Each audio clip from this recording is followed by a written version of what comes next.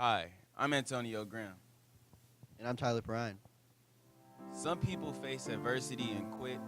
Others, when faced with difficult situations, use them as catalysts for personal growth and future success. Now, this is the story of Bill Lilley and how he handled adversity.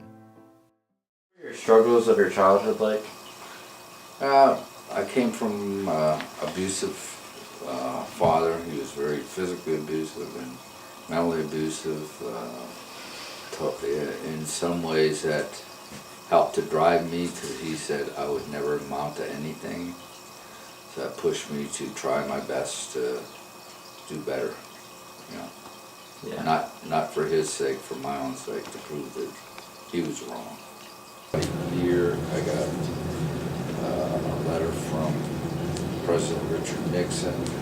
Greetings, you've been selected to be in the Army. So I was drafted. My draft number was 15. And I was very lucky I didn't go to Vietnam. Being a short guy, I thought I was going to Vietnam and be in what's called a tunnel route, where you're handed 45 and a flashlight and go in this hole, which didn't seem like a nice, fun job to do. But I was lucky I went to Germany. It was a struggle, but I made it, by putting the work into it, saying I could. And I also remember, because I was working full-time at GE and going to school part-time, and I was with the woe me's, feeling sorry for myself. I had no life. I was getting 4 hours of sleep and all that. And I looked up in front of me, and there was a girl there that had no use of her hands or legs, and a pencil strapped to her head, taking notes and smiling. And I always think of that girl when I think my life sucks. Anything significant happened to you after you graduated college? I got a job in Union City at the Union City Youth Center. Anyway, there was a girl that came in there. She was a little older. She was probably, I would say, 19 or 20. And I was trying to help her, and she was not getting interested in anything. She was just very sad. She had came out of Warren State Hospital, and I graduated from Edinburgh with a degree in psychology, so I thought I knew everything.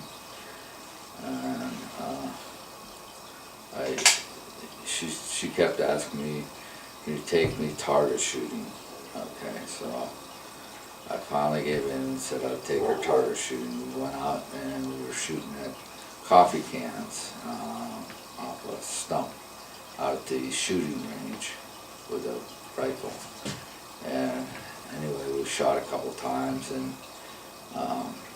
she told me, you got to get back away from me, you're making me nervous. So I did, and she started turning the gun towards her head, and I started walking towards her, and she turned the gun towards me, pointed at me, and I froze, and then she blew her head off. And I was kind of a mess for a couple of years. I didn't want to be involved in any kind of mental health issues after that for a while. So it scared you? It's a devastating thing. I would never want to put anybody through that. So have you ever shot a gun since then? Nope. I quit hunting. I don't want anything to do with guns. This is kind of a funny story. I was with my first wife, and I got, we cashed my unemployment check, went and got groceries, and after we put the groceries in the house, she kicked me out. So I had no money, and so I slept in the woods for about 3 days. Was homeless here in Meadville, because I didn't know anybody here at that time. Where'd you get your next job at? I got a job.